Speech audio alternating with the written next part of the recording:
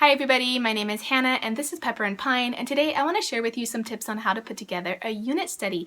Any subject, any unit study.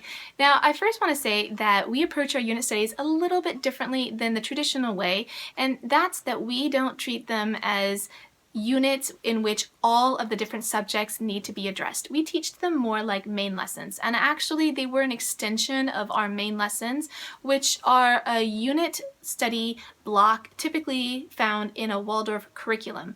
So in a Waldorf curriculum, you'll have certain subject areas that are taught as main lesson blocks, in which you'll spend a period of time focusing on that particular subject area, and simultaneously you'll have some other subjects going on at the same time in a smaller, more repetitive, progressive manner. So you might have your math on a daily basis, and at the same time you'll set aside a huge chunk of time to focus on your history or on your science or some other subject area. So today I want to share with you the tips that I use in order to put together our unit studies. Now we focus mostly on history and science for our unit studies, but we have done language arts and math unit studies as well, but those are two subject areas that we do daily throughout the year. And by daily, I mean mostly daily. By mostly daily, I mean that we'll at least hit them once in that week. Well, math we pretty much hit every day.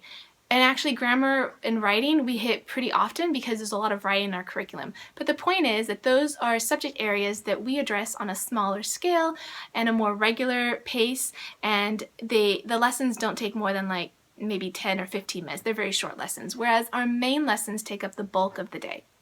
Now, when we approach our unit studies, I like to get a variety of materials, from books to kits to projects, even plan some field trips, and I love to incorporate cooking as much as possible into our unit studies. This works really great with our history units. When we're studying different time periods, we might include some quote-unquote historical foods into our unit study. And this worked out pretty well recently with one of our science unit studies, which we did on bees and honey. And of course, that was a great opportunity for us to do a honey tasting. So here's what I look for when I'm doing a history unit. I'm basically looking for a variety of materials. Let's start with the books. For the books, I am looking for an actual history book if we decide to actually do some kind of history rather than culture when we're studying history. So I look for something that can give me some kind of timeline, some people, some dates, some important events. After that, I look for a book on culture, which actually is more important than the timeline.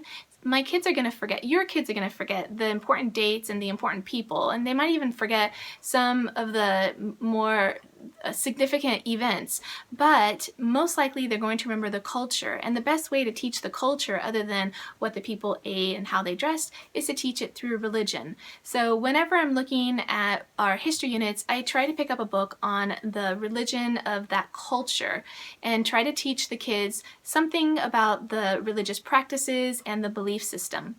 After that, I look for some historical fiction, because there's just no better way, in my opinion, to learn about history than through historical fiction.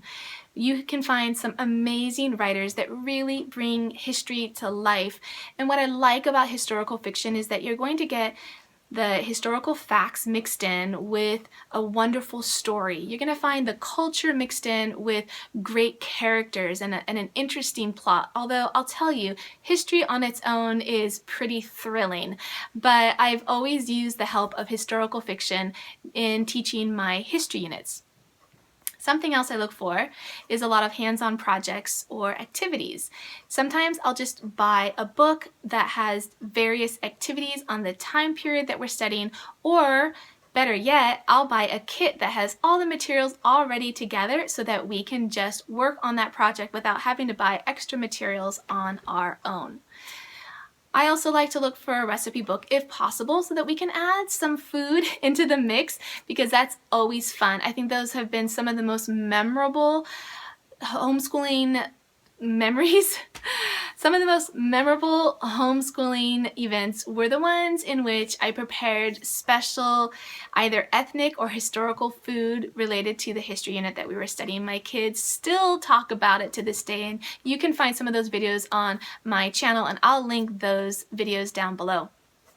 Something else that I look for are field trips if possible. Field trips are a great way to either introduce or wrap up a unit. I know that our ancient Egypt unit study was inspired by a field trip. We weren't going to do ancient Egypt that year, but we were at a local museum that had a special traveling exhibit of mummies, and that really inspired us to learn more about them. So we cleared our unit study schedule and added an enormous block for ancient Egypt. And when we were done with the unit, we then went to a different museum that was all about ancient Egypt, and we were able to cap off that unit with another trip to the museum, which was a really fantastic way to do that particular unit. Some other things that you can add into your unit, things that are really out of the box, would be an apprenticeship. If you're studying, say, early American history, you might try to find a blacksmith in your area, or maybe you can go to a reservation and practice some of the Native American arts. Those kinds of things are really, really fantastic because your child and you get to interact with somebody who is practicing these techniques or can tell you a little bit about the history. Those are really fantastic experiences. Even if it's outside of your unit study, I encourage you to try to find those resources in your area. Because we like to do a lot of art in our homeschool, I do look for books that help with drawing, like drawing books. Because we do a lot of art in our homeschool, I also look for drawing books to help us out during our unit studies so that we can have some amazing pictures to go along with our narrations. And that brings me to another thing, how we actually do our lessons. Typically, I will read aloud the books, or on occasion, I'll assign some books to my kids to read.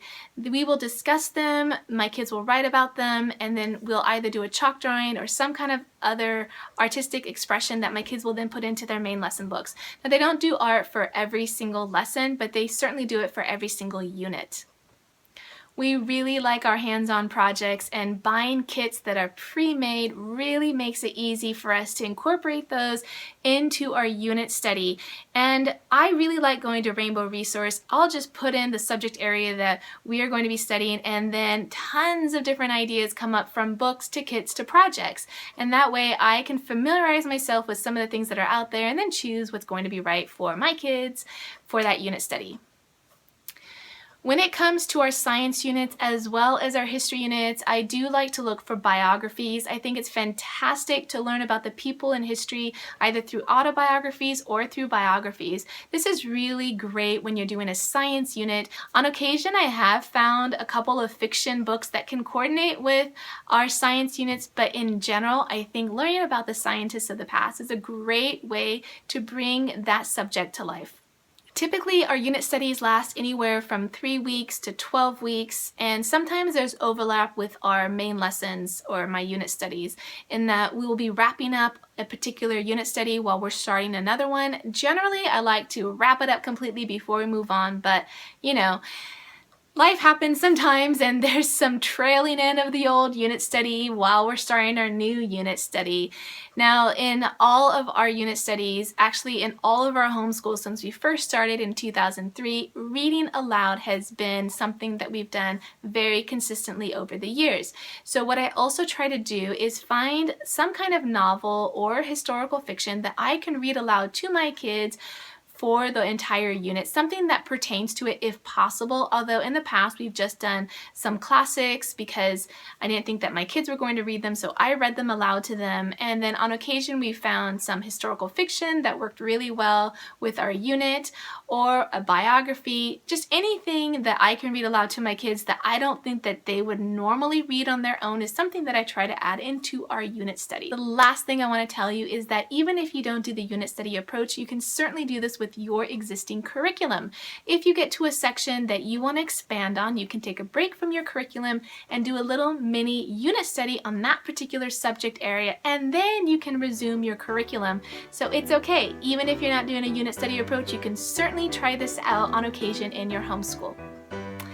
If you do the unit study approach and you have more suggestions that you want to share with me, please leave them in the comment section below. If you want to see how we put together some of our unit studies, you can check them out right here. I've got them for geometry, for science, and a ton for history, so I hope that you'll check them out.